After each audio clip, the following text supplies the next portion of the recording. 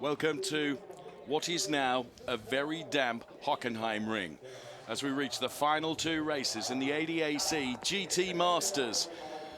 And boy, it's pelting down with rain now. It drizzled just a little while ago, and there was some doubt about what tyres the drivers would have on the grid, because if it was going to stay just drizzly, there was a chance a dry line would perhaps eke out, but that's certainly gone away now as we look at the David Yarn, Kevin Estre car going from P2. And David Yarn, incidentally, is running P3 in the championship in terms of points. Delighted to welcome alongside us top VLN racer, former single-seater star, Carrera Cup star as well, Alex Torrell. This is the worst nightmare, isn't it? As you take your car to the grid, it starts pelting down with rain. Yes, Dave, thank you very much. Of course, it's really a bit of nightmare, but at least sometimes it's good. If it rains, you know, you start in a wet race, you go into wet tires and it's rain. The worst thing is, like you said, if you start drizzling a little bit, then you say, might I go on slicks, might I go on wets, and then it's when it turns a real mess. Yeah. But luckily, it kept having rain heavier, so now we have a full wet race, so everyone, I guess, is with wet tires. Well, looking from our commentary position, let alone the pictures that you can see on screen, if anyone went on slicks, I would be absolutely amazed. You shouldn't. I still have some good memories from last year in Spielberg, as I was in Carrera Cup and was raining a little bit like this, and most of the grid choose slick tires. So when I went on the wets and came P2, so it was not a bad choice. Okay. Right, to the championship. Connor De Filippi and Christopher Mies, the Audi drivers from Monteplas by Land Motorsport. We saw Wolfgang Land down there on track just on the grid a few moments ago. They're in the position right at the top of the championship, as we're looking at the moment at the Peter Zakowski's driver Sebastian Ash, who are there in P4 in the championship at the moment, Luca Ludwig and Sebastian Ash. But Connor De Filippi and Christopher Mies, they've done everything that they need to do in terms of putting their car on pole position for the race. They have a slender lead of some 2 points, whereas second in the championship, Jules Gounon and Daniel Carvetz, they're much, much further down the order, so they've got a lot of work to do. And how critical is it, Alex, that Christopher Mies and Connor De Filippi have the number 28 car of Christopher Haas, who's joined with Le Mans winner Stefan Otelli this weekend. They're sitting P3 on the grid, so almost offering a form of protection in terms of where they are on the grid. Yes, of course. That's in this kind of competition where we are talking about high level and also the brands. This is always a safe thing, or it's always good to have some teammate or some teammate car which can, in some point of the race, block down your title contenders for sure. Well, we are standing by then. It is declared a wet race, quite obviously now from the images that you can see on screen as the rain is continuing to come down, actually quite heavily now. And this hour-long race, of course, for the ADAC GT Masters as the season reaches its conclusion. Having started back in April in Oschersleben, then it was Sachsenring, Lausitzring, that phenomenal weekend at Lausitzring where the GT Masters teamed up with DTM to provide an absolute festival of motorsport. Then it was the Red Bull Ring, Nürburgring. Of course, the final round was at Zandvoort before we get here for the final round in the championship here at Hockenheim, the traditional season closer for the ADAC GT Masters. Again, it's been a phenomenal season. And for race fans like me, Alex Torrell, as opposed to racing drivers like you, for me, this GT Masters grid is just so phenomenal because there are so many brands of cars that I would love to own that sit on that grid. Of course, you are completely right. It's really great to have most of the actual GT brands sitting on the grid, even Corvette, which is not so... It's not a car, it's not so present in many of other international racing series, it's even here. So, like you said, it's really great to have all this mix of GT cars and also great drivers. Absolutely. So there is not the David Yarn Kevin Estre car, that is the number 77 car of, ignore the graphics, Jules Gounon and Daniel Carvetz in that phenomenal Corvette C7 GT3. It was the Corvette 06, that, of course, which is still being campaigned in the ADAC GT Masters, but this year the C7 in, and there is our car that's second on the grid, David Yarn, who's running P3 in the championship, teaming up with a fine driver this weekend, Kevin Estre, a hugely experienced racer who knows how to drive a GT car, that's for sure. As we go back to the Christopher Haas car then, that is going from P3 on the grid, teaming up with Stefan Otelli this weekend for the Motoplast by Land Motorsport Audi R8 LMS car there that, as I said just at the start of the program, might prove to be a good position in terms of protecting Connor De Filippi. Robert Renauer, who's out there, who teams up with Martin Ragginger, who's right alongside us in commentary booth, commentating on German television. So Martin Ragginger, rather than being in the team garage, chooses to spend some time on the air before, of course, he has to make a dash down from our commentary position through the tunnel, and there is Marvin Dienst and Christopher Zanella then in the Big FM racing team, Schützer Motorsport Porsche car. Now, when it comes to conditions like this, as we look now at the car of Nikolai Silvestre. Well, Nikolai Rogovu and Nikolai Silvestre then in that AMG GT3 car from Peter Sikowski's team Zach Speed. Rain appears to be easing now just a little bit, Alex, and there was some rain overnight, and I made the point in a previous broadcast that, you know, the Hockenheim track drains really well, doesn't it? And we'll see if we get any more rain during the course of this race. So, board being held up now, and the cars will be released shortly, in fact, in around about 20 seconds' time. And fine mix of cars on the grid for this ADAC GT Masters race as we look at our pole sitter there. So, wet race then, 60 minutes, mandatory pit stop for the driver change comes between 25-35 minutes into the race. And cars then are released right on cue. As you give it a footfall now, and the back end of the car is always going to whale tail away, isn't it? Yeah. Now the important thing will be, and this will play a big role, especially for Connor De Filippi and Christopher Mies, will be the Sprite. If they get away with the first position after corner one, we can see driver, which is now P3. Visibility. It's impossible. And also a track like this is really close to Spa because you have the fast section from the second sector, sorry, and of the first sector, start of second sector, the big straights down to corner 4 and the hairpin. There you will see after the start, you see almost nothing, even if you are P3 or P4.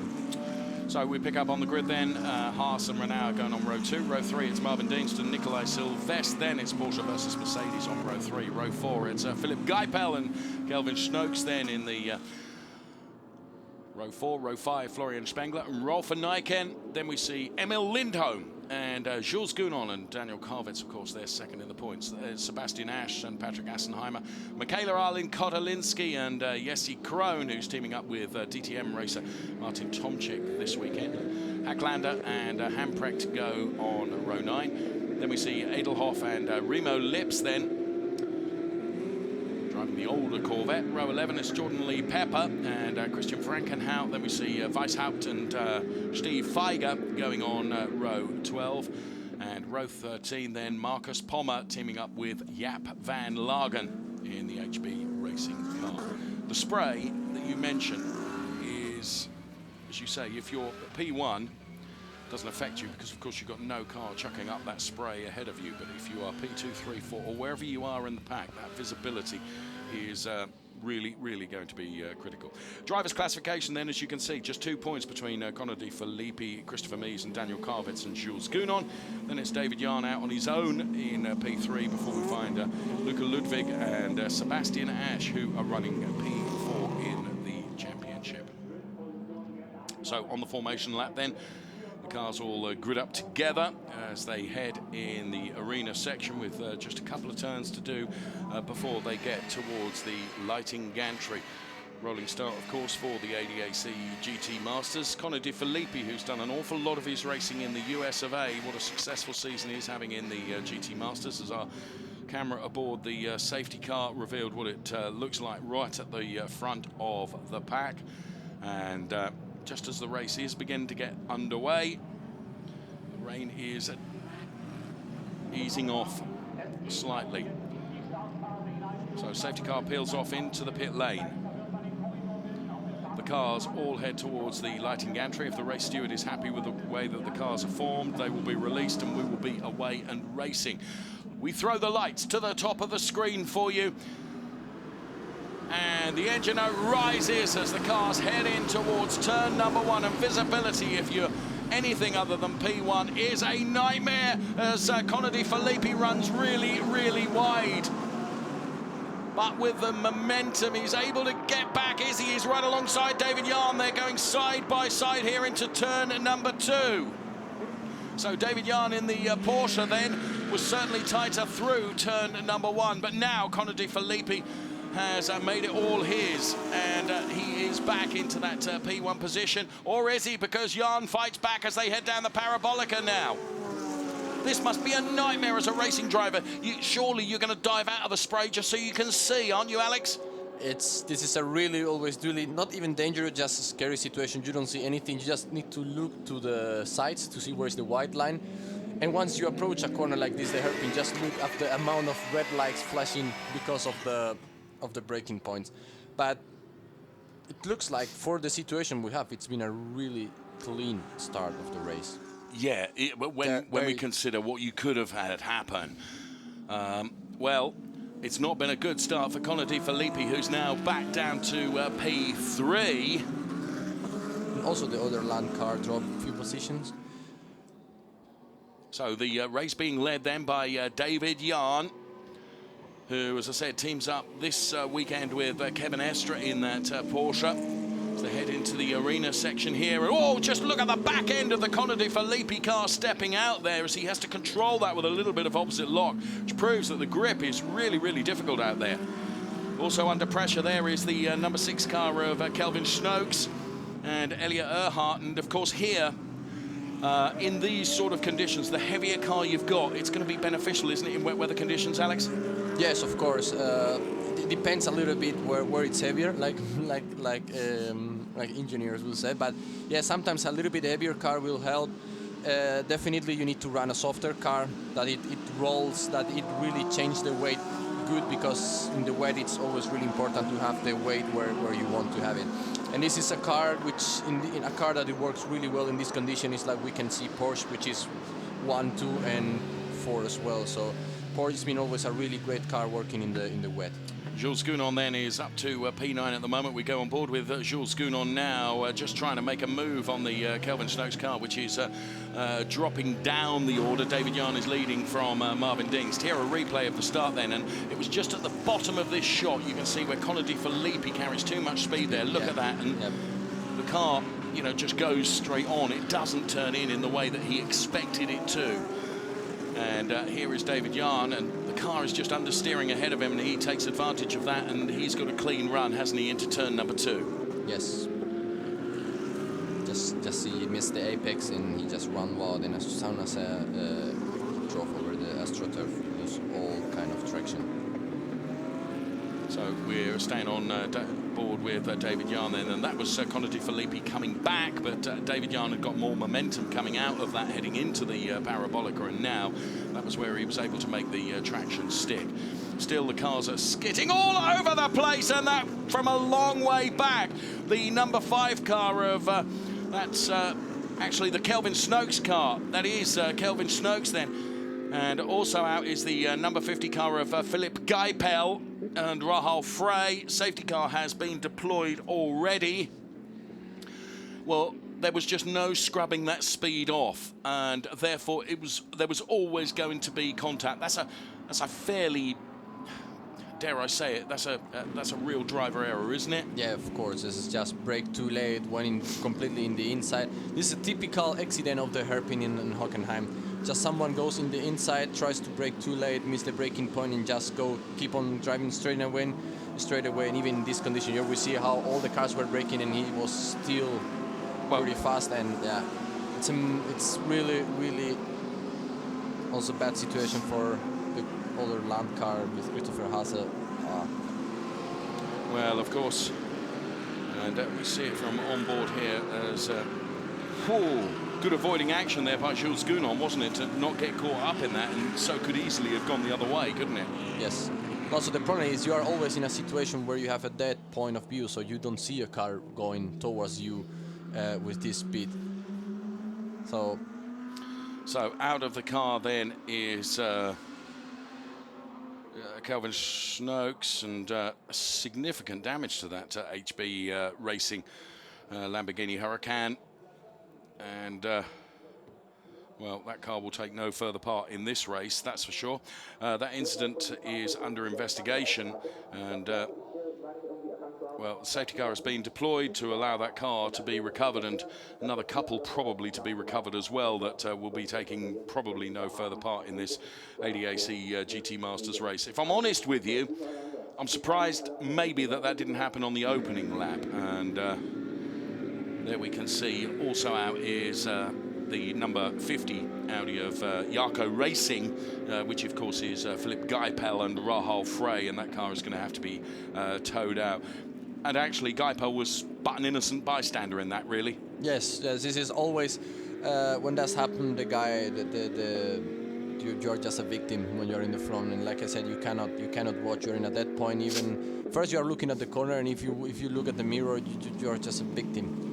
Just here turning into the corner, doing your race, and then someone come and crash into you. So that's taken Geipel, and of course what it also did, it spun around, as you mentioned just a few moments ago, the other Land Motorsport car, which did seem to get going once again, but until the safety car brings the cars around, it was a glancing blow on the Stefan Ortelli Christopher Haase car, but even so, I wonder whether it will have caused damage to the back end of that car, which will mean that it can no longer continue.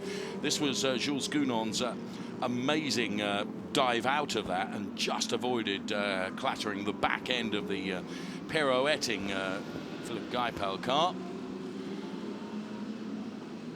So, yeah, but we can see quite significant damage into Christopher Haase car. Just drive through the main straight. It was lucky because sometimes when you get such a hit, all the body work gets stuck between your suspension and the tire, and you start having you have a puncture. He's been lucky that everything drive off, but the land car looks pretty damaged. We'll see if we can finish the race. Okay, so we can see the number 6 car there being recovered.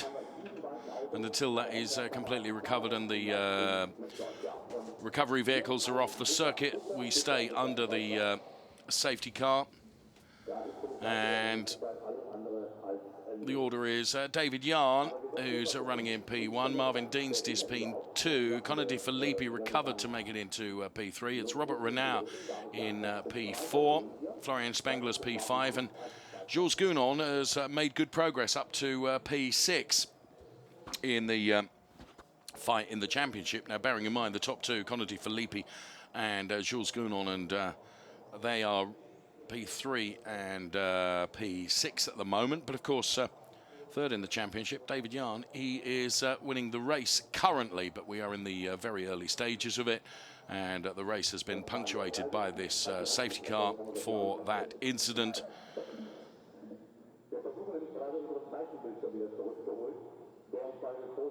And he'll be well aware of the fact that he just made an error, won't he?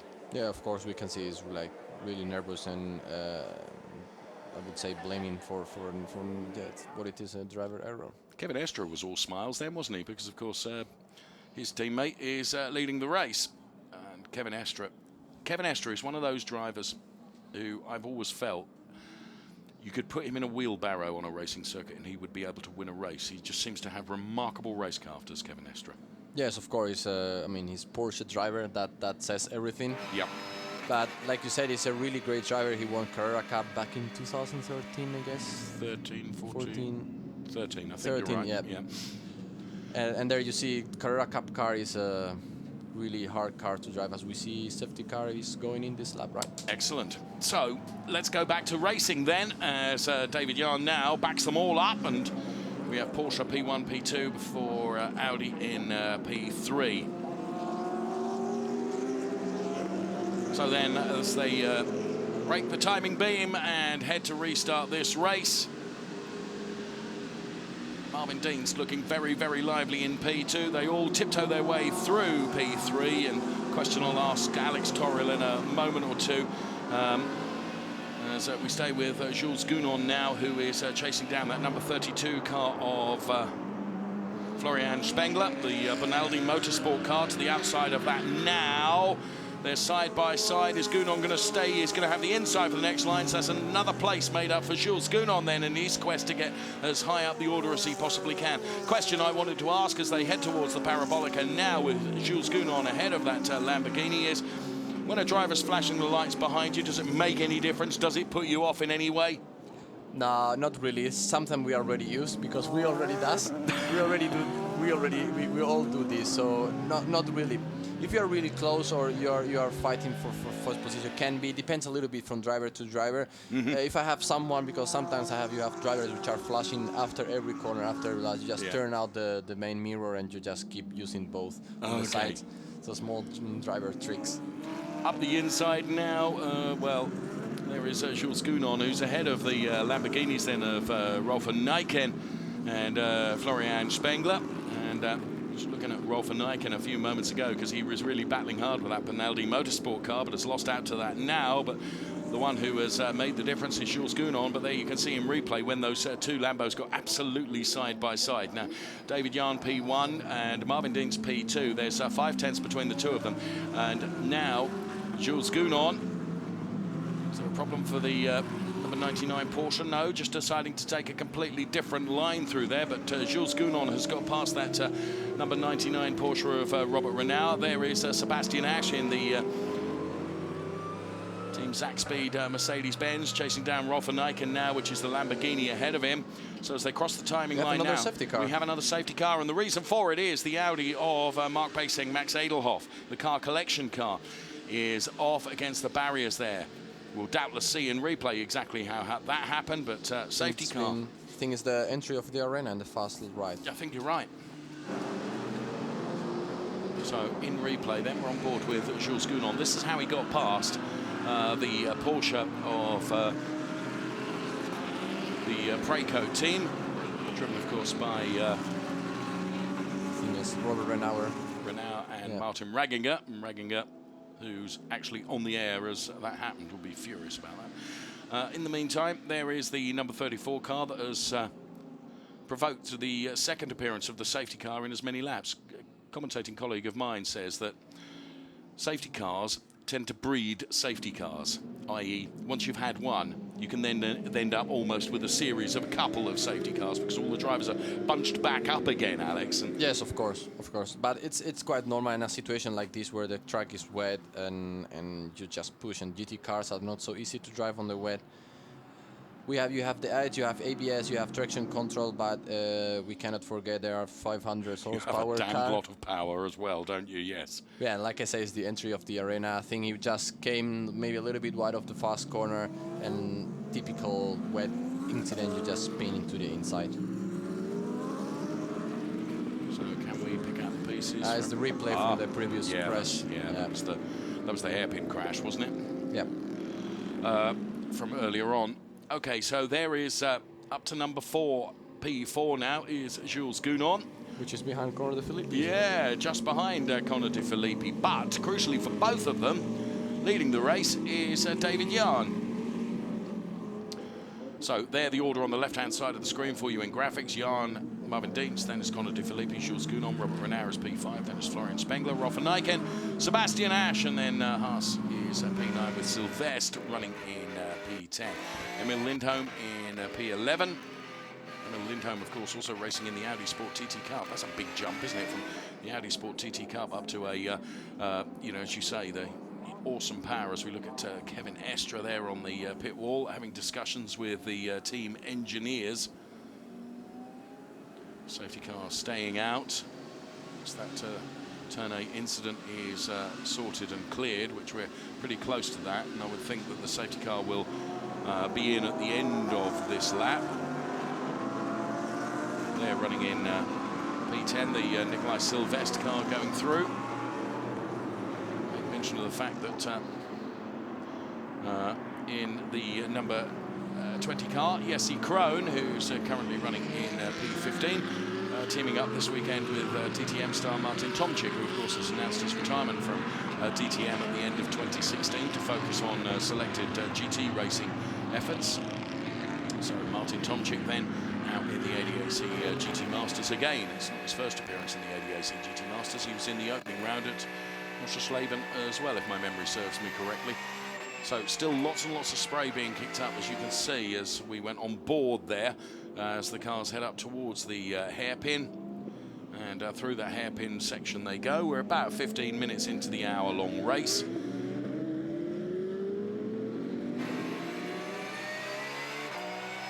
Cars accelerating away.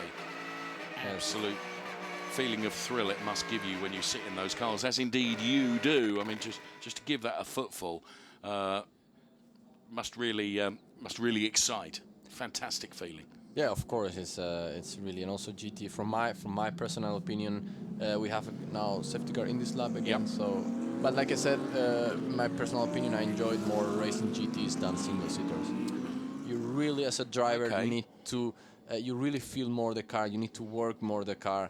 It can be, from my point of view, as I experienced both series, single seater is more automatic.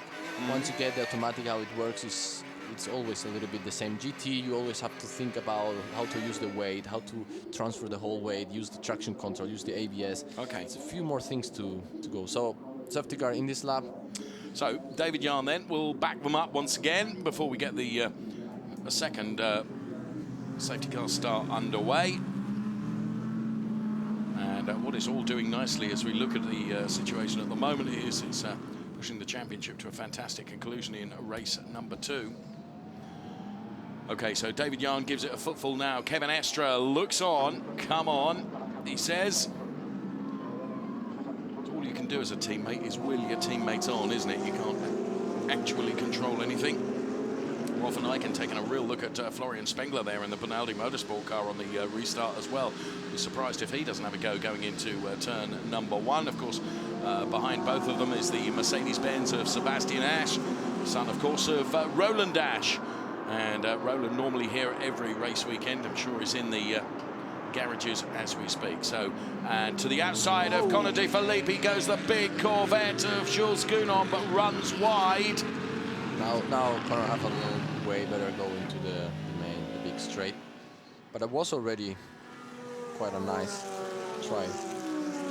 Now making a move, and Rolf van Eycken has got past the ADAC Motorsport car of Florian Spengler, and Sebastian Asch now trying to do exactly the same in his Zach Speed Mercedes-Benz as they head towards the hairpin now.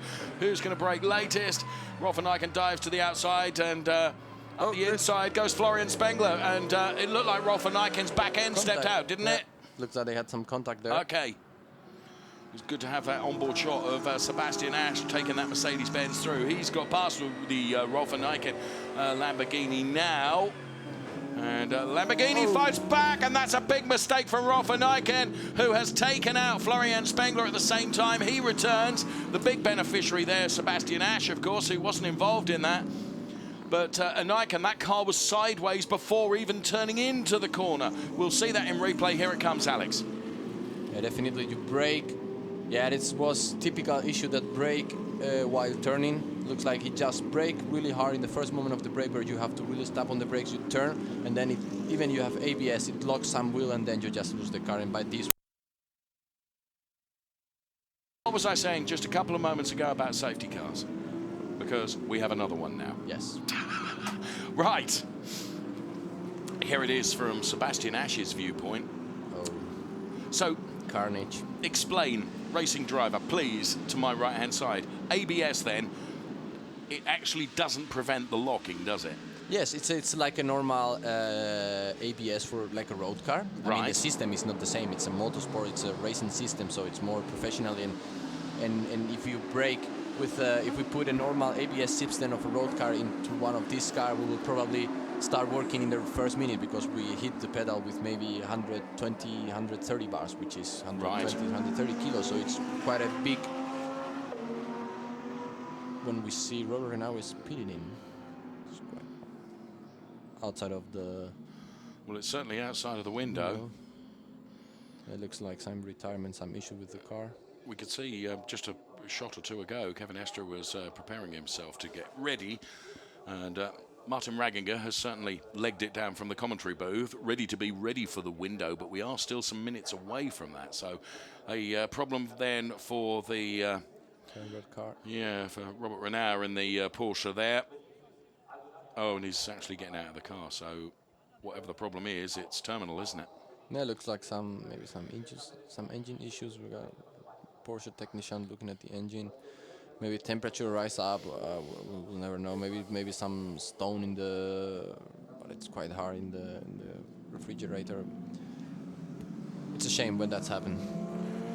So being towed out then is the Florian Spengler car. So going back to the ABS. Yes. Before Renauer came into the pit, it's like I say, it's a special ABS, but it works the same. So we brake and upon one kind of pressure, it starts to work. So you feel the pedal of your car like bumping off, yes, and don't letting you keep braking, and it works. It stops the wheel from locking. Right. We have different adjustments, so it's not always the same. So we can adjust. You can make changes. even you can switch it off if it's like really dry, and sometimes you don't even need it. Okay. You just can even switch it off. Normally you keep it on because of safety. It's good when you have a point one or the first point or the second point. Safety car is in this lap. Absolutely. It was a quick one. So we go back to racing once again. David Yarn and Marvin Dienst then P2 with Connor De Filippi running in P3, but being hounded by Jules Gounon in the Corvette. Here we go. Yarn then. 5/10 as they cross the timing line ahead of Marvin Dienst. There's Jules Gounon, who has in the target sides the Connor De Filippi Motoplast by Land Motorsport Audi, and he's reeling him in here as they go through the next section. He'll be thinking about where he can have a go, and of course the Parabolica and into the hairpin is going to be the next opportunity, really, but he needs to stay with him. It looks like Connor De Filippi is struggling quite a lot with the car. So here we go then. This is where I suggested the Callaway competition car would reel in the Audi. We stay on board, going to dive to the inside, potentially no, because that is closed off by Connor De Filippi in the Audi. So that denies as the Callaway Competition Corvette goes to the outside now, puts your foot down and try and drives the power out of that hairpin turn.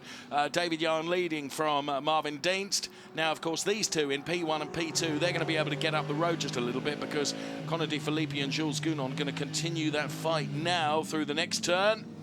Oh, we could just see a little bit of a slide from the Callaway Competition Corvette, which now has for company the Mercedes-Benz of Sebastian Ash right behind, running in P5. So prediction of the driver classification as it is currently, it'll be 161 place 156 and David Yarn on 141 points. And all of a sudden, Jules Gounon's rear view mirror is full of that Sack Speed Mercedes-Benz car, which Sebastian Ash has just quietly got about the business, hasn't he? Making his way up the order. And there, some fantastic shots then inside the garages, and that the shot, of course, of Christopher Mies waiting to get into that Audi, which is currently running in P3. Seen off the challenge from Jules Gounon momentarily. And there the lights being flashed by Marvin Dienst, and that car shared with Christopher Zanelli. Go through turn now, and you can just see the Audi looks really skittish, Alex. Yeah, I would say, I mean, I don't know the setup, I don't know, but it looks like the car is not working properly. It's like a hard car, you know, when you have a really stiff car in the wet, it just moves around everywhere. It's not sticking into the ground, and it's like I said, it looks like a little bit hard to handle at the moment. Well, car number 63, Rolf van Nijken, where we saw that lock-up and the car turned sideways going into the turn, taking out the Benaldi Motorsport car. Rolf van Nijken has got a drive-through penalty, so currently running in P10, teaming up, of course, with Christian Engelhardt. It's a drive-through penalty, which has to be taken within 3 laps of the notification of the drive-through penalty, so that's going to take Rolf van Nijken right out of the points-paying positions, that's for sure. We are but 34 seconds away from the driver pit stop window opening, and Connor De Filippi, who will be changing over the driving duties with Christopher Mies, who we saw in preparation just a few moments ago on camera. David Yarn is not getting away from Marvin Dienst at all. There's just 3 tenths between the two of them, which actually credit to Marvin Dienst, who's still having to drive this with a degree of spray. It's not as bad as it was, but there is still some spray being chucked up by the race-leading David Yarn car at the moment. Kevin Estra will be taken over from David Yarn, as we are now just a few seconds away from the pit window opening, which it does now. Yeah, now I guess everyone will wait a little bit, because in case of another safety car, they could use that chance to make the driver change. So if I would be now we'll wait a little bit, because maybe in 3 laps there's another safety car, and if you pit now, your race is over. You've lost it, haven't you? Yeah. So Yarn, Dienst, Filippi, and there are cars coming into the pit lane. So as we watch the cars through this sequence of turns then, and one of those that's in is one of the Bentleys. It's Andreas Speishaupt, my teammate from 24 Hours Nürburgring, going out of the car. Marco Holzer, who will replace him.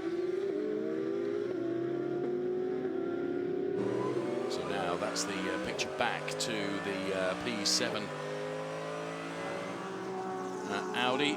The places that they occupy in the race are displayed on the front windscreens for the ease of race fans to see who is where, although of course on TV we keep the graphics there on the left hand side so you can see exactly who is where, but there's no mistaking the race leader, David Yarn, who's opened up a few tenths now over Marvin Dienst, and there is the number 28 Stefan Ortelli, Christopher Haas, multiplus by Land Motorsport Audi. Yeah, and we have the incident between the car collection car and the HB car under investigation right at the moment. So that's maybe we didn't saw why the car collection car crashed. That's right, that was up against the barrier, wasn't it? Yeah, we didn't maybe see some that. small touch.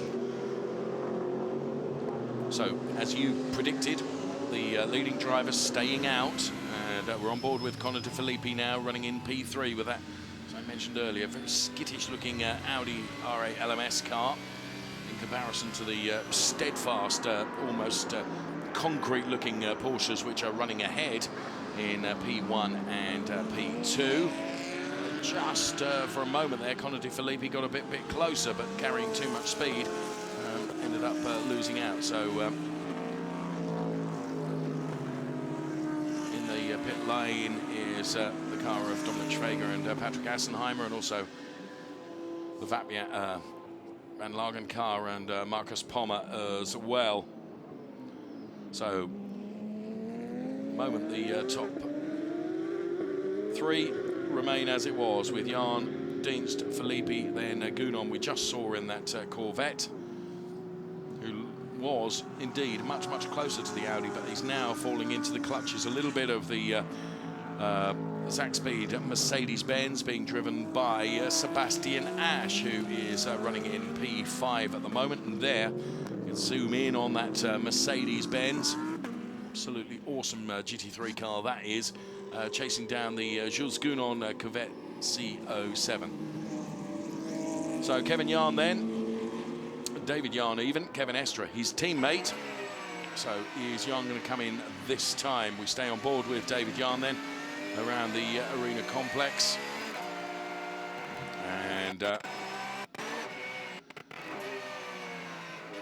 great to stay on board and see just how the drivers tackle this. No, doing exactly as the advice was passed on by my co-commentator Alex Torriel. Stay out for as long as you can in case there is another safety car.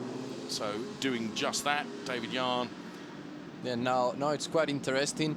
We were talking about previously about Connor De Filippi is struggling with the setup.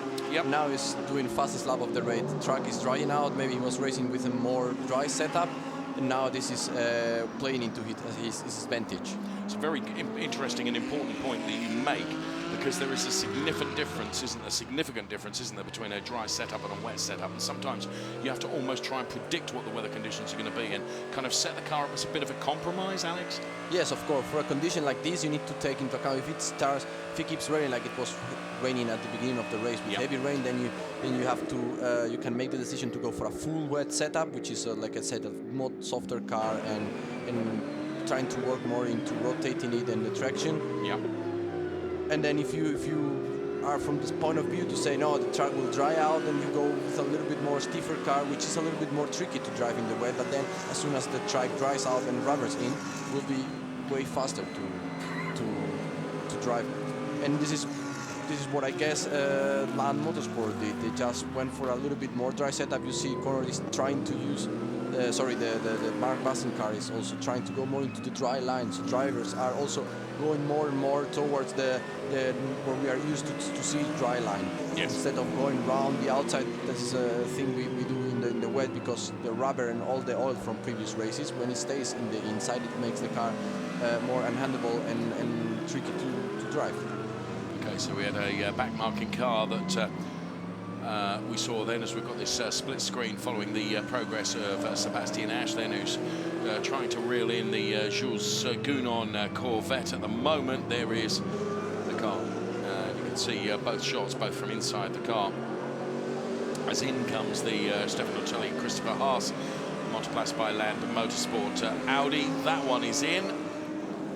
And there we can see that running down the pit lane right now. So Stefan Otelli standing by to get into the car then.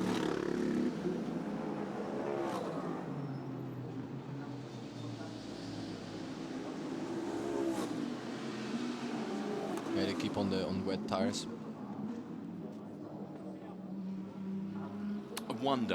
Just wonder, Alex, with the track beginning to dry out now, is anyone going to go for a long gamble? Or do you think it's still too wet for even that long gamble? Yeah, I mean, we saw the differences. There is no more spray, but I think it's a little bit too. If we would have now another hour of racing, then maybe makes sense to try out. but I think it's still too wet for still 28 minutes of racing. I just wonder, if you're running P13, 14, 15, is it worth taking that gamble? Yeah, that maybe makes sense. If you are, if you're a little bit nowhere, then you can take the risk, and if it works out, then you can even be in podium places. That was Steve Feiger, Bas Schotthurst's car that you saw then, the ADAC Motorsport Audi running off the track, or running out of track. As now,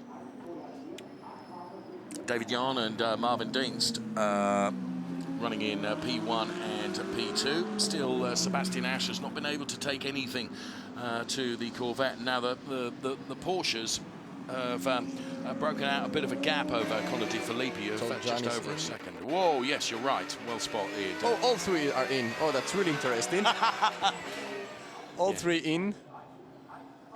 They need to be careful with the pit speed limit. Now, the one that stayed out is Sebastian Asch, because in has come Jules Gounon. So there you can see Sebastian Asch has stayed out. Luca Ludwig, of course, his teammate in that Mercedes-Benz. So Luca Ludwig will be champing at the bit to get in the car, but here comes Kevin Estre getting into the Porsche. I'm inclined to say what a safe pair of hands to put that car into for the second half of the race. Christopher Mies then into the Connor de Filippi car at Motoplast by Land Motorsport Audi. And also in then the Marvin Dienst Porsche. That was a quick driver change. Christopher Zanella going to be in that car now.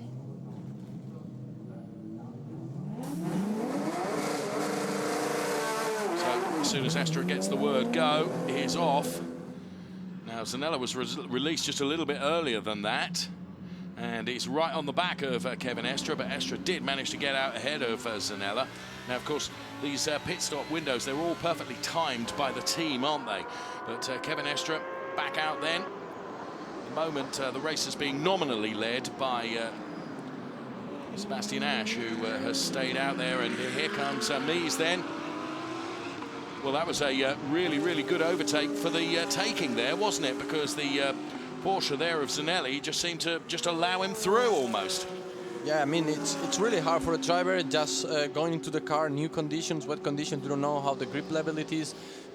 Tires, as we saw, there was no tire change, so tires cool down during the pit stop, so you have to really have a lot of confidence and push from the beginning. And in a situation like this, there's where you see who's the best driver and who has the less fear to drive fast from the really beginning.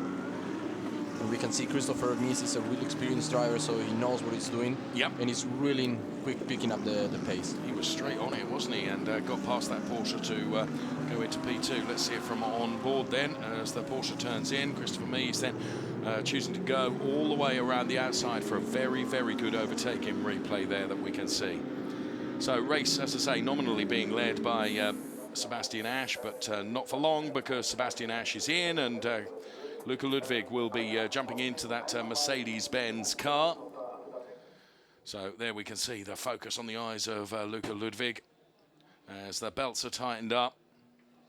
And for the remaining 24 minutes of this race, it will be Luca Ludwig at the helm of the AMG Zack Speed car. Now, for some reason, that Mercedes-Benz is under investigation. You just picked that up on our timing screen, Alex. Pit lane speed limit potentially? Too late? I'm not sure. Was it too late maybe inside the pit lane? I didn't check. I was looking at Yeah, possibly, because, you know, the window closed, didn't it? Yeah, you may well be right. Well, has come out ahead of the Corvette, which of course is now being driven by Daniel Kylwitz. Daniel, of course, former ADAC GT Masters champion. Very much like this weekend to add the second championship to his tally. And we can see Kevin Estre is flying out there with the purple sector one. Kevin Estre is just such a strong driver. Kevin Estre then teaming up with David Jahn for this weekend. Now, You're seeing cars weave from side to side. Now, is that, and Alex Torrell, as a top racing driver, you'll tell me this, searching for damp places now on the track? You're absolutely right, Dave. They just maybe feared some degradation in the wet tires. They are not working as well as before, so they just run to look for a few spots to cool them down. And there we get drive-through penalty for car number 1 for violation of Article 39.2. Now, I haven't got time to go through the pages of the regulations, but it can either only be missing the pit window or by not having scrubbed up enough speed as they got to the pit line. I would have suggested. Whatever, in any event, it's an absolute nightmare for Luca Ludwig in that Mercedes-Benz because he's got to come in and do a drive-through penalty. So the drive-through penalty then actually it was Sebastian Ash that caused it, but Luca Ludwig is the one that has to take the penalty because he's the driver in the car at the moment, and that penalty will have to be taken within 3 laps. So the race order then, we get back to now that all the pit windows done and dusted. It's there we can see Klaus Ludwig looking on. It's Kevin Estre. There is Klaus, who looks a bit grumpy about that. Kevin Estre leads from Christopher Mies. Then it's Zanella. Then in P3, and then it is the Luca Ludwig car. Luca Ludwig will be coming in to serve a drive-through penalty. My oracle alongside me is already checking out what the Article 39.2 is. What's the news? I was right. You were right. They missed the pit window. Missed the window. They missed the windows. Article 39.2 says you need to do between minutes 35 and 25 a pit window driver change, and they missed it. Whose fault is that? Is it the driver's fault or is it the team's fault? No, it's a team engineer fault. They have to control. When we are racing, we don't know how many laps we've done. We cannot control this with the safety car, how much, how long. This is a fully team thing. They call you on the radio. They tell you pit in this lap. Right. Or so box this lap, and it has to be obviously within the window. Well, obviously it was not within the window, and you were absolutely right.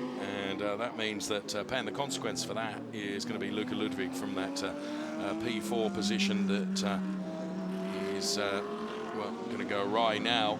Estre, Mies, and then the Zanelli car in P3, and Luca Ludwig then, who is driving that Mercedes-Benz now, gets a drive-through penalty for Sebastian Ash having come in just momentarily too late. The window had closed, and that means a drive-through penalty. Well, now Luca Ludwig will have been advised of that, as you can see, but he's advised by pit boards as well now, but he's continuing his chase on the Porsche ahead, that's for sure, though it's utterly futile because he's going to come in for that drive-through penalty. Kevin Estre is up the road, some 4 up. Well, look, that's just how hard Ludwig is pushing. But now, if you're Zanelli, you just think, do you know what? I'm not going to fight too hard here because the car's going to come in anyway. What's the point? But the problem is maybe if the team didn't tell Zanelli, he doesn't know he has a drive-through penalty. Yeah, so maybe. At this moment, the team should say to him, so let him go. Don't fight back because it's a drive-through penalty, which I guess he will do this lap. Well, he's got to, hasn't he? I think this is the last lap. Either this or the next one, so... Yeah. Well, Zanelli has got back ahead, and Ludwig does fight back, though. And what have we got? Just over 19 minutes of the race still to do. The race being led by Kevin Estre, and comes Ludwig again, and Zanelli then to the outside, but that becomes the inside now, and so he's able to get him back, and we'll see if we stay on board. Now, Ludwig has been advised by not only radio, but also by pit board as well, that he's got to serve a drive-through penalty. So one would assume that he will take that probably at the conclusion of this lap. This in replay then. Left to the inside, but like I said, now too much speed. You can stop the car, you can go on the power, and then you just get a switchback. Classic switchback, wasn't it? Yeah. Thing is, actually, if you know you have a drive-through, and in this kind of race, means we are racing 24 hours, 6 hours endurance, then it makes sense to really keep pushing. But if you know you have 18 minutes to go, you will do a drive-through, you will just drop down the grid. Doesn't really make sense to keep fighting. There's always a question. There is Roland Ash, who I was mentioning just a few moments ago. Ludwig has chosen not... Is it possible, Alex, that the team will have appealed this and they've kept him out? Could be, maybe. But I don't think so. It's really clear, because if you are out of the window, it's You're out of the window. Yeah, there's no grey area, is there? Okay, I'm just surprised. I thought that was the last lap that Ludwig could take that drive-through penalty if the 3-lap rule applies, but I might be wrong. Perhaps there is one more lap that he can do, in which case he's got to do it this time around. I just saw coming through the pit lane the number 5 Lamborghini Huracan of Jaap van Lagen.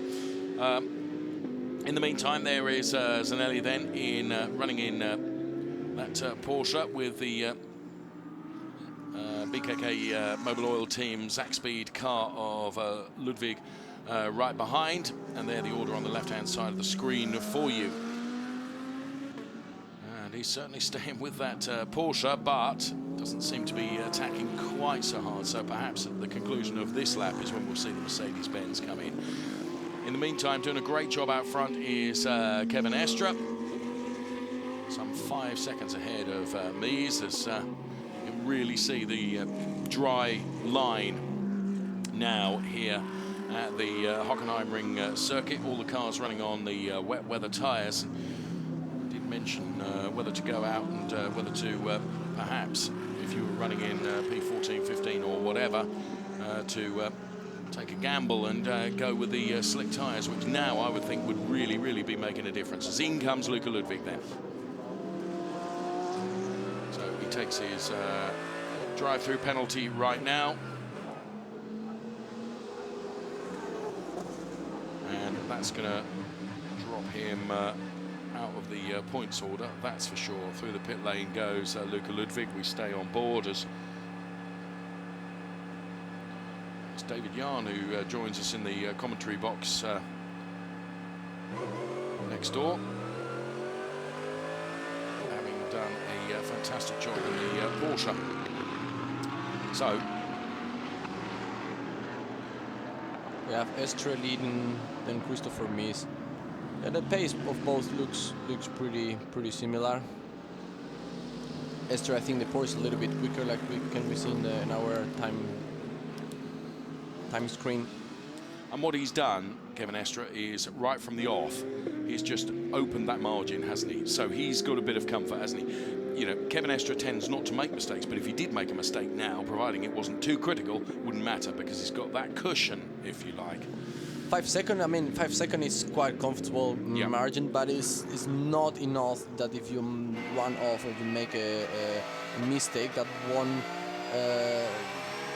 let you free to go and keep racing without too much pressure from Christopher Mies. So I think he needs to still to take care a little bit of not making any stupid mistakes. But like you said, it's really comfortable. When you don't have the pressure, it's also really hard to make a mistake. Here's the prediction of the driver classification, then the points. If it stays this way, it will be Conor De Filippi and Christopher Mies on 164 points, with Karvitz and Gunon on 156, and David Yarn and then Kevin Estre. So still all going to be to play for in the race tomorrow, certainly right at the top of the championship.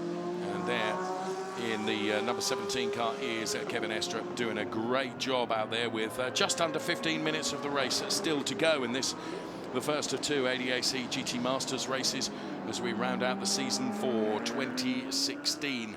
Who will be the champion? Well, there you can see the prediction of the way the points will look. Of course, another race day to come tomorrow, when the weather conditions are predicted to be dry tomorrow, but we will see. Hockenheim here, they're certainly damp now, but with a drying line out there on track. And they're running in P3 is the number 36 Porsche of Christopher Zanella for the Big FM Racing Team Schulze. And where did Ludwig rejoin? P7, following that drive-through penalty. And now, all of a sudden, Daniel Karvix running in P4 has got Ortelli for company in the Audi, running in P5. So there's race leader and there more than in any other place, you can really see that dry line beginning to develop. So Kevin Estre driving well within himself, and here the Audi then of Christopher Mies in P2 before we see the Zanelli car. And there is that car running in P3 with Daniel Karvitz in P4 with Ortelli in the second of the Monoplast by Audis running in P5. Looks like could be an interesting fight for P3 in the next 3-4 laps, as Karvitz is chasing down Zanelli. And I think Ortelli is getting ever closer to Karvitz here. We haven't mentioned is running in P6. It's the first we've seen really of the Bentley team Abdas. There is Connor Di Filippi looking on. Yeah, the Bentley running in P6, driven by Christy Jons from the Bentley team Abt, and there it is.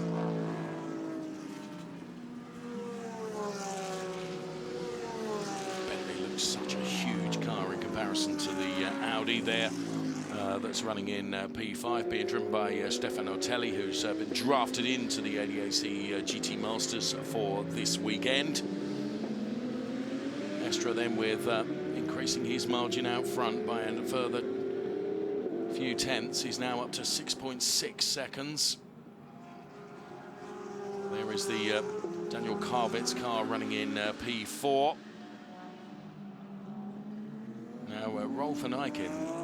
Well, the car is now being driven by Christian Engelhardt, which had a drive-through penalty in the first half of the race, if you like. That's into the points in P10. Dominic Schwager is P9, Regavu is P8, and the returning Luca Ludwig running in P7. That Porsche back marking, so Zanelli goes straight past, and there you can see the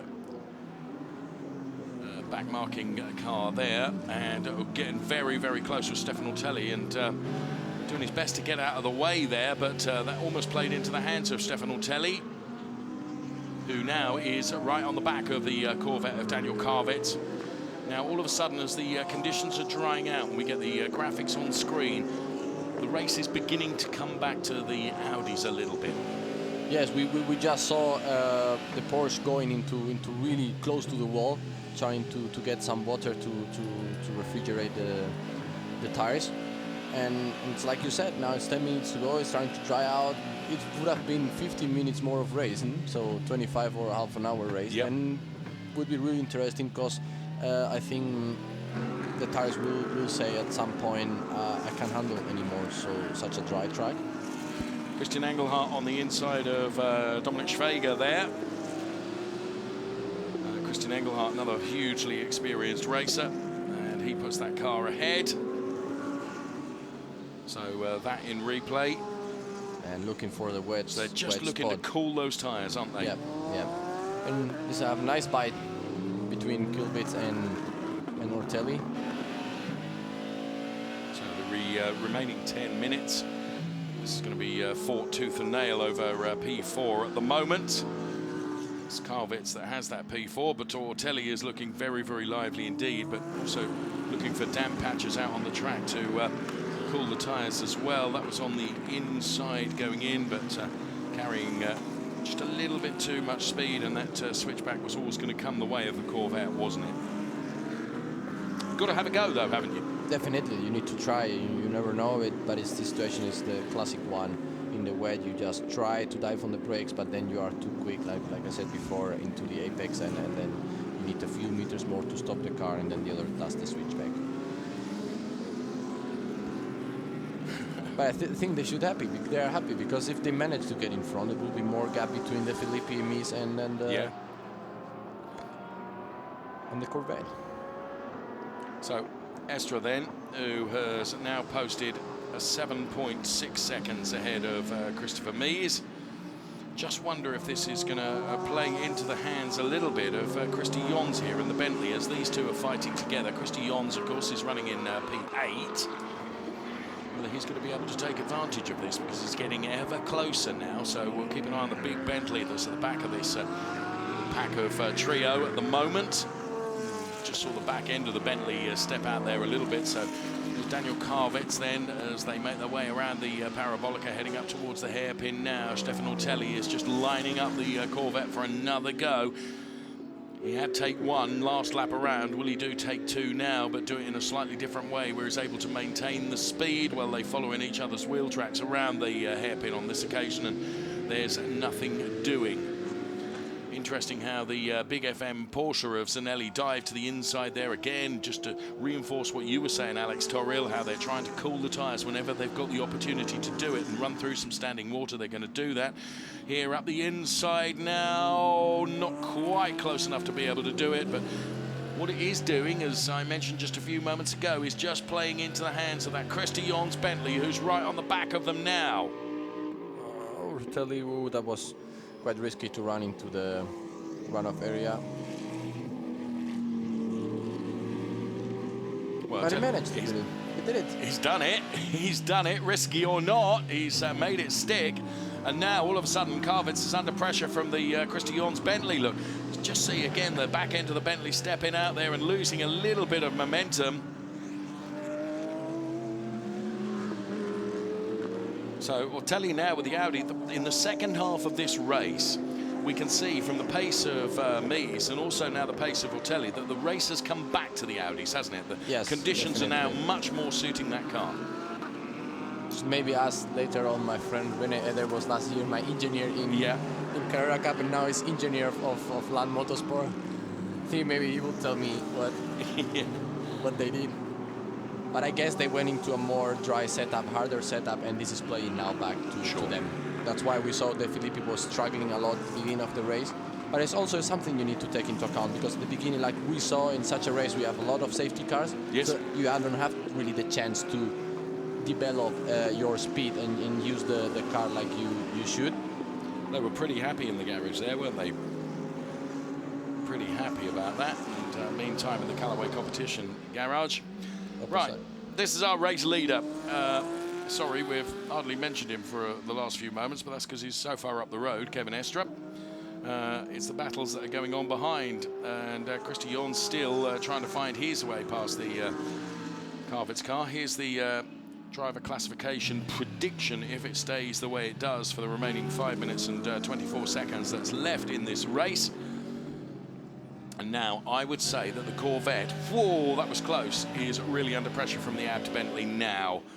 And over the final 5 minutes, going to try and make that Corvette as wide as possible, but as they go side by side, the Corvette just carrying a little bit more speed. Christy Jons then flashing his lights furiously at Daniel Carvitz ahead. Out of the stadium section of the track they go.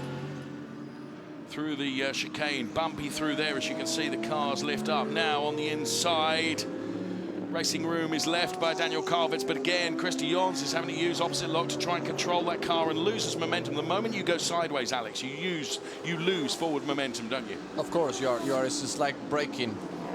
I mean, not as big as braking, but the moment you are sideways, you are scrubbing some speed out of the corner, and also in such an important moment in a GT car, which is the acceleration, because we are talking about cars that have aero, just quite a bit, but not like a single seater. So you need to use the power, the 500 horsepower you have under your engine cover.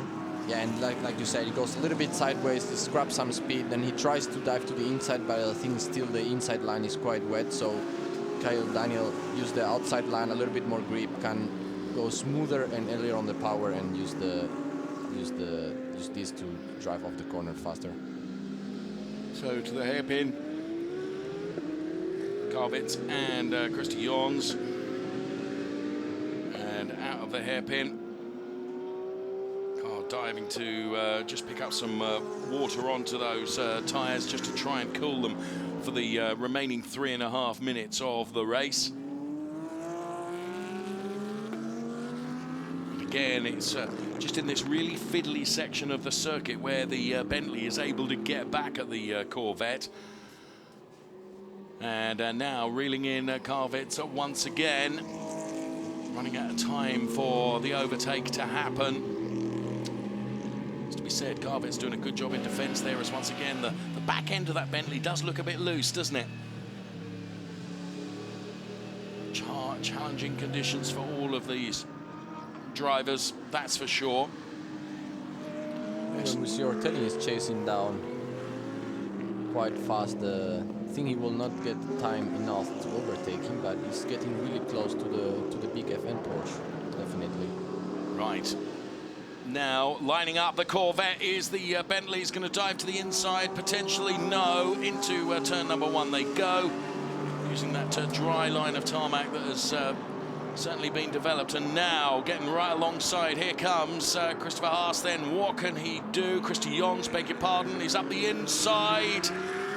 And he has gone through now. Coming for the switchback is Daniel Carvetz. We go on board with Daniel Carvetz through the second half of that section onto the Parabolica now. The cars are virtually welded together. What a brilliant onboard shot.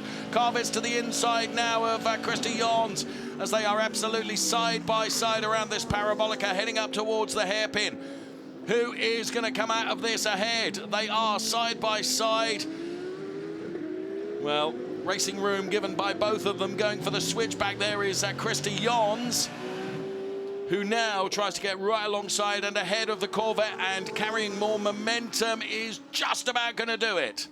Yep. That was a really, really good and clean fight. This really was really important. It was a little bit scary on the hairpin because it's always happened that, like we saw at the beginning of the race, someone breaks off, and then it was really clean, really nice. Awesome. So now he runs really, really wide, but now that Bentley is in front, I think it's done enough, so that is going to be a change. So Christy Jons moves himself up into P5 in that Bentley, and Carvetz then back down to P6, which won't help their points haul at all. Here it is. As you say, nice healthy respect between each of the drivers. Racing room was left by both of them. Could so easily have gone a different way, couldn't it? Yeah, of course, but especially the Bentley left a lot of room in the outside of the corner on the hairpin. But it's also safe because he knew if in that moment the Corvette overshoots a little bit the corner, then it happens like the beginning. He just drives into his back. So Kevin Estre then,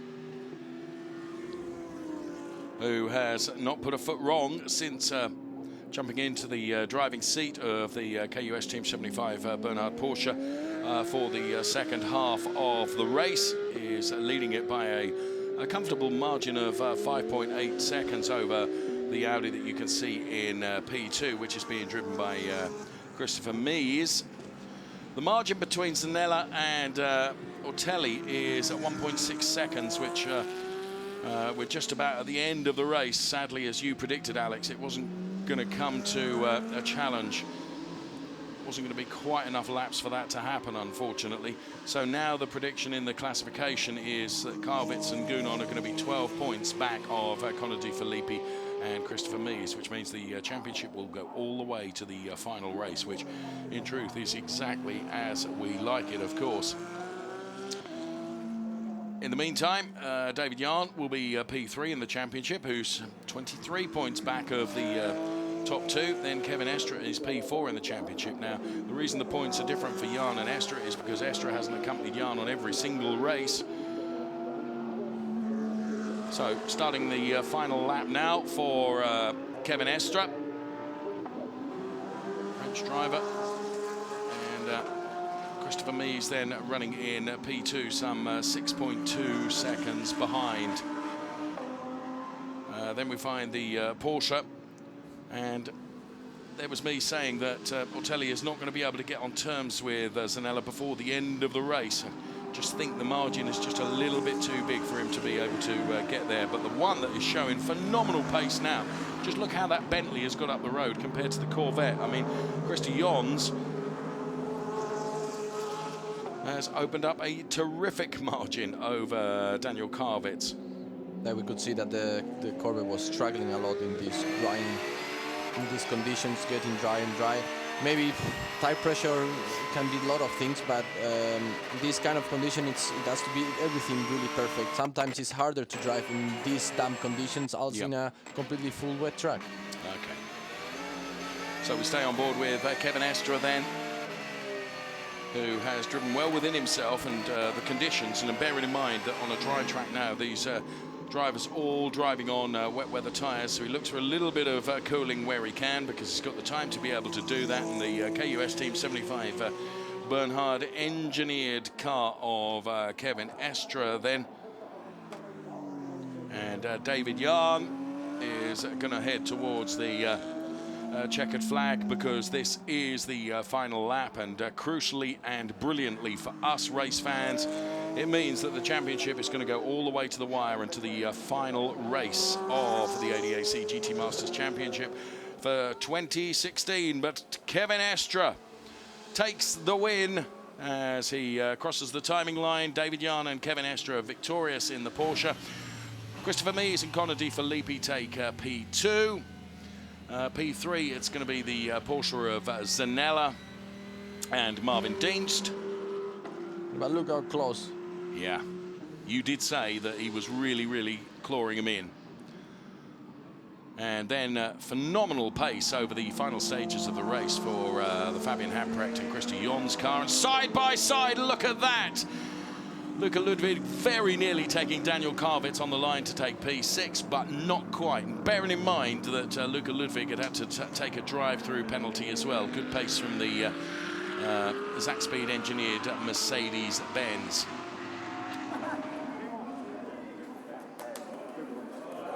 So they're happy down there, and quite rightly. So side by side then, P1 and P2. With the race done and dusted. Another ADAC GT Masters race to come tomorrow. All the information, of course, do check it out on the website, ADAC-GT-Masters.de, with full English translation up there on the ADAC GT Masters website, with lots of information as well with regards to the cars and to the drivers. And, of course, that's the portal to be at to find out exactly what's going to happen in season 2017. Okay, we'll bring you the race classification in full then for that. The first of the ADAC GT Masters races over this weekend here at Hockenheim in the season finale. Jahn and Estre take the win then from Connor De Filippi, Christopher Mies. Then it was Marvin Dienst and Christopher Zanella.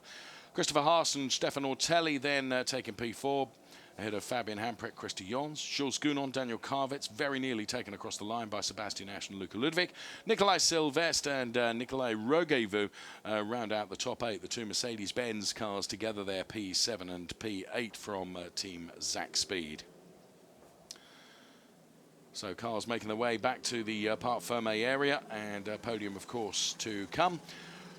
It's a good return for Christian Engelhardt as well to get the car into P9, as Rolf Eijk and his teammate had to take a drive through earlier. Michaela Allen-Kotolinski and Pierre Kaffer P10. Then it was Assenheimer Schwager. Jesse Krohn and Martin Tomczyk take P12 with Lips and Bart, and then Lee Pepper and Abt and Weishaupt and Holzer, with Steve Feiger and Baz Schotthorst then in the Audi R8 LMS from ADAC Motorsport taking P16. The rest of the order will be on screen for you momentarily, but from our commentary position we can see the top 3 cars have made their way into their appropriate positions, and there is David Jahn straight away down there to congratulate Kevin Estre.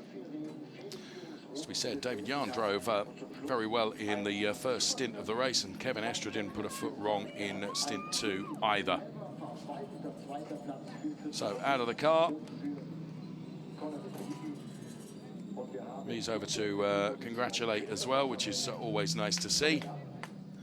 And Zanella then, the Porsche to the right-hand side of your picture there, taking that P3 place. Connor De Filippi just at the back of the picture there, goes in to congratulate his teammate Christopher Mies. And there you can see the two of them together. Connor De Filippi to the right, Christopher Mies to the left-hand side. And it's poised nicely in the championship. Kevin Estre congratulated there. So Schützer Motorsport team pretty happy with their P3 place for Christopher Zanella and Marvin Dienst. That's their best finish in the season so far, having taken a P4 at the opening race of Zandvoort and taken P5 in the second race at the Lausitzring, if my memory serves me correctly.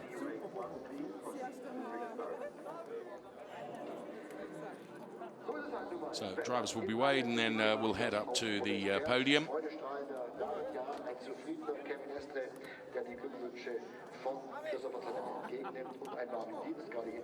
And of course, all the preparations ahead of the race to come tomorrow.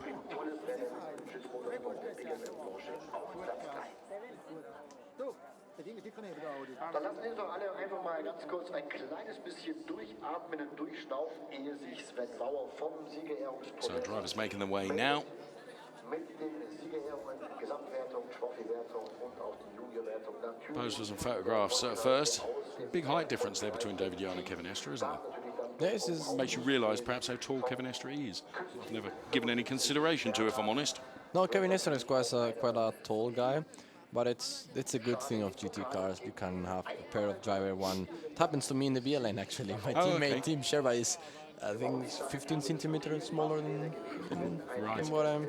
So yeah, I think it's 170 something. I'm 184. So, but luckily we have it's like people think it's not like a single seater where the seat is fixed, so we can move the seat forward and backward. Yeah. And this makes everything a lot easier. So just tap on the car, put the seat in your position, and Yeah.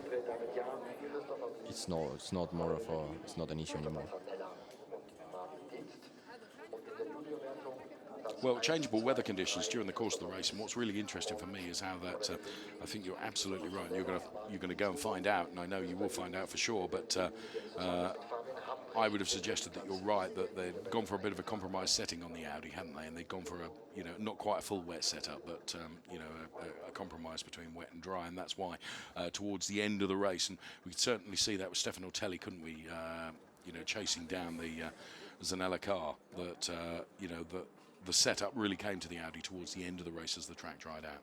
Yeah, of course. We as I guess is thing of setup, because it's quite strange that an Audi struggles in wet condition. Actually, it's the car with I think I might be wrong, but I think the car with more aero of the whole grid, and usually in the wet they are really good. Apart from the Porsche, in my opinion, is the best car. They have a really nice car for the wet. Yeah. And to see the Audi struggling at the beginning, that says to me that the setup has to be in a more dry direction. Maybe tire pressures, maybe stiffness of the car there, I don't know, because you can change thousands of things. But anyway, we saw the development towards the end of the race, and as soon as the track was getting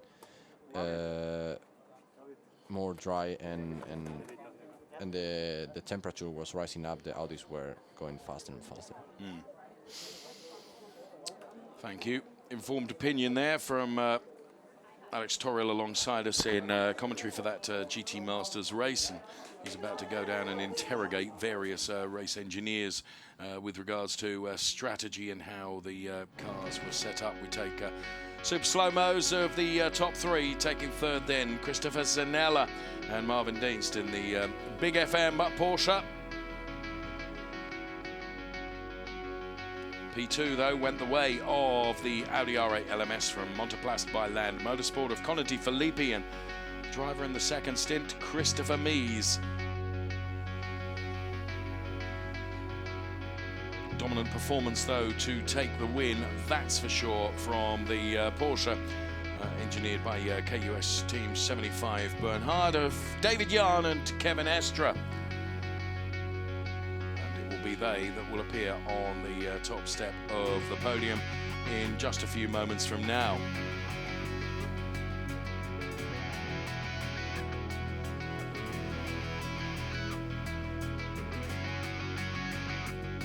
So a race that had its share of drama, with safety cars out for various misdemeanors. Ironically, when we expected all to go awry right at the very, very start of the race, is when we expected to see the most crashes. Okay, some highlights to music now.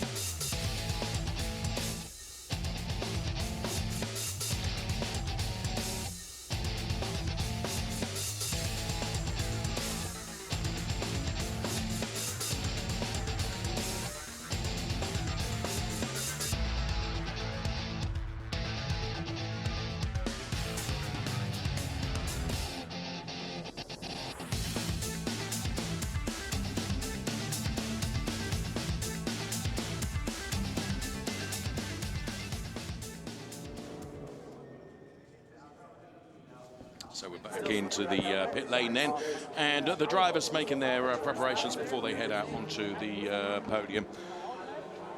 There is Connor De Filippi.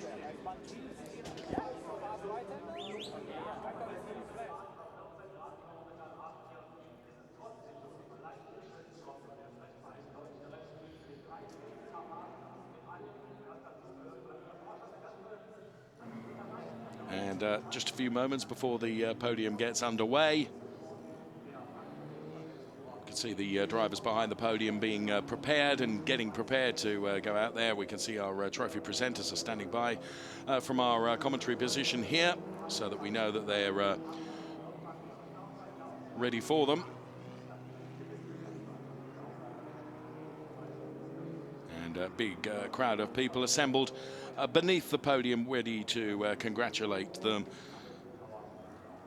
once they are up there and provide an appropriate amount of noise as well. Race punctuated then, as I mentioned, by a number of safety cars and various incidents, but the track drying out towards the end of the race. Here's the drivers' classification then. 164 points is what Connor De Filippi and Christopher Mies has, with Karvitz and Jules Gounon on 152 points, and then David Yarn and Kevin Estra on 141 and 125, with Luca Ludwig and Sebastian Ash in P5, as you can see.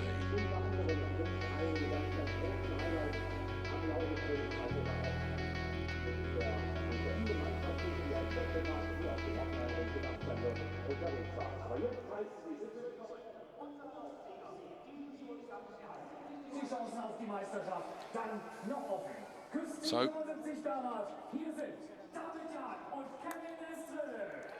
David Yarn and Kevin Estra invited out onto the podium.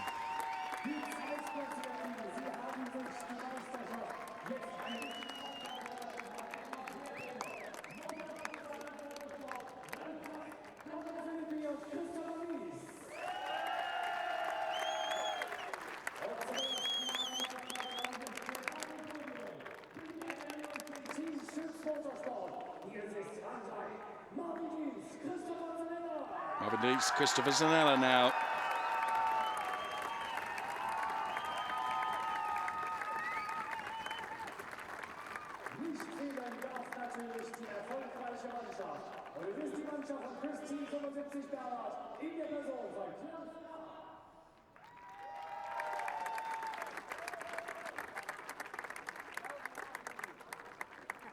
Die Glückwünsche werden übermittelt und auch Klaus Graf hat seinen Platz gefunden auf dem National anthem time then.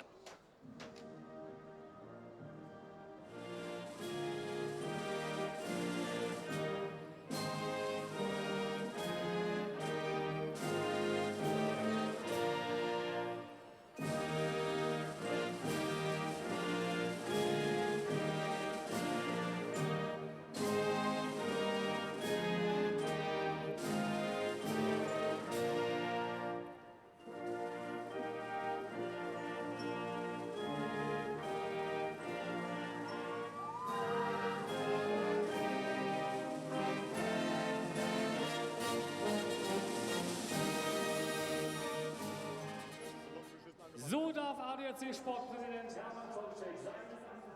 Hermann Tomczyk then, the ADAC Sport President, makes the trophy presentation to David Yarn and Kevin Estra.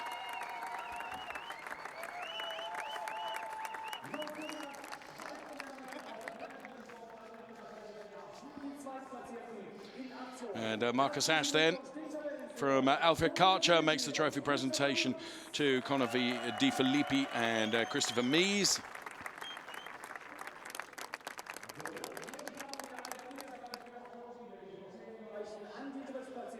And Jürgen Fabry makes the trophy presentation to Marvin Dienst and Christopher Zanella.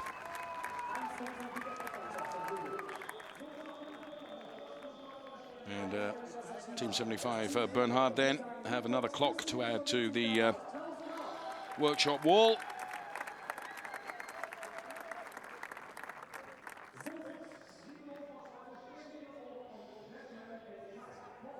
And gentlemen, it is time for champagne, and they enjoy the podium ceremony. The 1, 2, 3 in the ADAC GT Masters Race 1 then. And the championship poised to go all the way to the final race of the season in 2016 in ADAC GT Masters. So great job by David Jahn and Kevin Estra in race number 1 in changing conditions.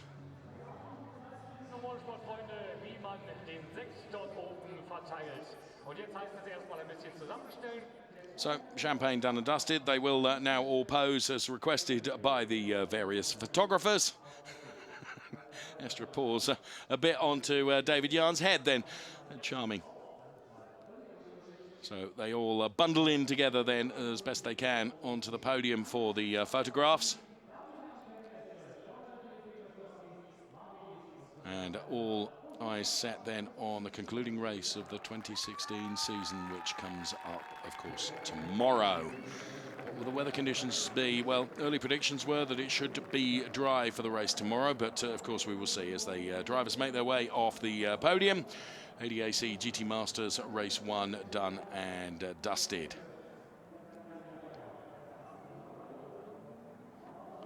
So race 2 tomorrow, Sunday.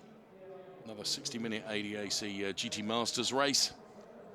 And the championship will be sealed in the final race tomorrow. 2016 season, well, it reaches fever pitch, doesn't it? Ahead of race number 2 tomorrow. From Alex and from myself, thanks for watching. We'll see you tomorrow for race number 2. Bye-bye for now.